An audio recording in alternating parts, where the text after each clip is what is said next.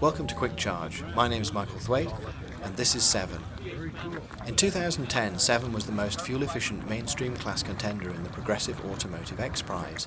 They're on tour on the East Coast, and they dropped by at Cars and Croissants in our hometown in New Jersey. This is one of the most efficient cars on the road. Built by Kevin Smith and his team, Illuminati Motorworks, we're looking at a 200 plus mile per gallon equivalent car here. We got a chance to take a ride in the car and talk to Kevin Smith. It's an electric motor. MES DEA 22330. It's a 40 kilowatt continuous, so a 50 horsepower continuous, 200 horsepower peak. AC motor, liquid cooled with a liquid cooled inverter, TIM 600 inverter, DC to DC converter for changing, of course, the high voltage electric to 12 volts to run the car. And then the motor is hooked up to a highly modified Geo Metro manual transmission, which is now a one-speed custom gearbox. Got it. Driving the front wheels? Driving the front wheels. So what made you build this? Give me the history. X-Prize competition. The X-Prize Foundation held an Automotive X-Prize competition. The competition was to build the world's first full-size 100 mile per gallon street legal vehicle. And we entered the mainstream class, which was there was mainstream and alternative. The mainstream class was a full-size 4-seat vehicle. Alternative was other configurations were allowed. Okay. And you had to get at least 100 miles per gallon, have a top speed of 100 miles an hour, go from 0 to 60 in like 15 seconds, have a 200-mile range, which was tough for the electric cars. Right. Because you had to do it on a single charge. Got it. And then meet FMVSS safety requirements. You had to have DOT-approved brakes, things like that, Oh, right. Okay. stock street tires.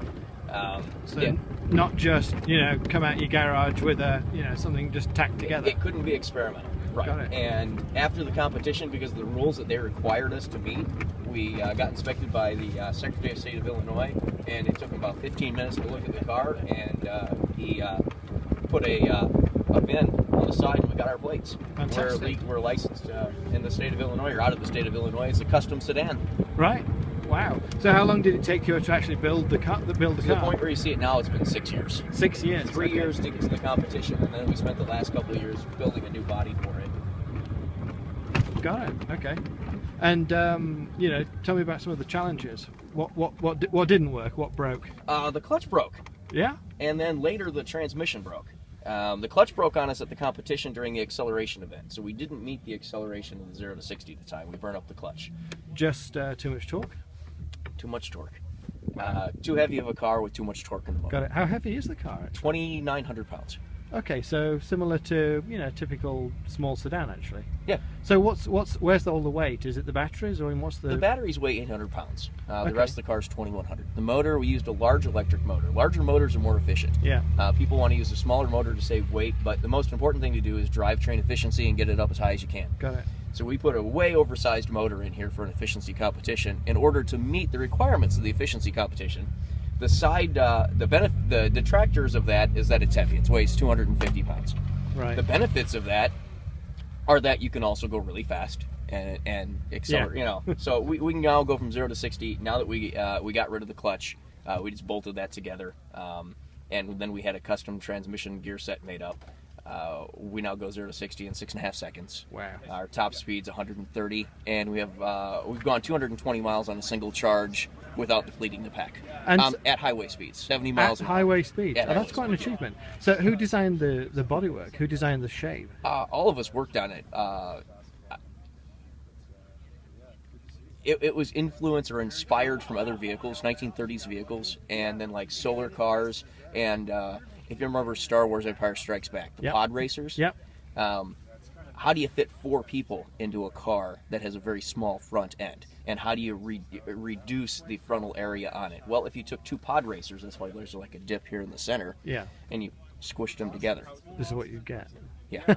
So squish, and then try to add the 1930s styling to it with the rounded fenders, and they did that with a lot of those vehicles because the like Route 66 existed. The interstate highway system didn't yet,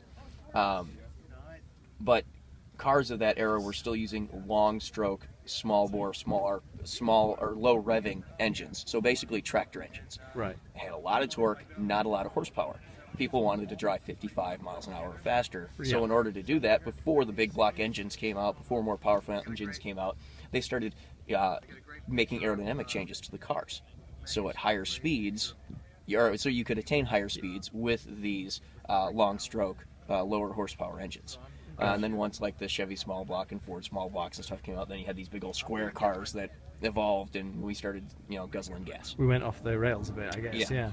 So right now you're just touring. I mean, what's the plan? What's the future? Well, this Jason Vigoni over here is in his black coat and cap. He is the author of a book called Ingenious. It just came out this last month. It follows 4 of the teams through the X-Prize competition, and shows the trials and tribulations that they had basically building cars and where they ended up. And so the book just came out this last month, so we're doing a book signing and car tour the next 10 days, pretty much throughout the East Coast. Fantastic. And this is our first stop. Very good. Well, thanks very much. I appreciate you taking me for a spin. It's been a lot of fun. I guess, she's just an essential accessory. This is Hooly Julie. That's Hooly Julie. Voodoo Steve is no longer in the car, but Hooly Julie was named after one of the head judges, and so was Voodoo Steve. Voodoo Steve used to be in the back of the car, but when we built the new body, he had to come out. He now has a shelf in our shop where he sits. Voodoo Steve is from the primordial foam. When we shaped the car, we shaped it out of foam, and we had sprayed it with the high-density closed-cell spray foam and carved everything down, and the foam had hardened. And a full day later, this alien-looking creature just kind of popped out by the back window with arms and a head. And I'm like, well, heck, and we put a little face on it, and we named it after Steve, the other head judge. We called it Voodoo Steve. So we didn't want Julie to be jealous, so we gave her Hooly Julie. And things have been slowly added to it. We've got another hula girl up front. Now we have a Millennium Falcon, because, she'll do the Kessel Run in 13 parsecs. It's always got to be a geek angle. And if you don't believe me, just grab this orange wire under your feet here, and you will. I will, yeah. Thanks very much. I You're appreciate welcome. it. Cheers.